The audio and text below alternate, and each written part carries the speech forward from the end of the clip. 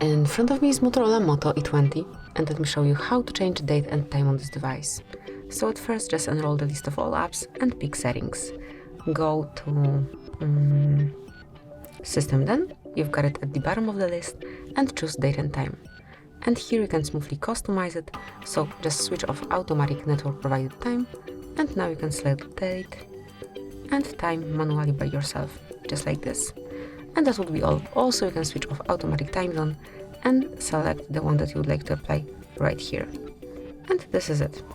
And then go back and it will be changed. And whenever you'd like to go back to automatic setup, just mark those switchers and now they will be set up by network provided. And this is it. That will be all. Thanks for watching. Please subscribe our channel and leave the thumbs up.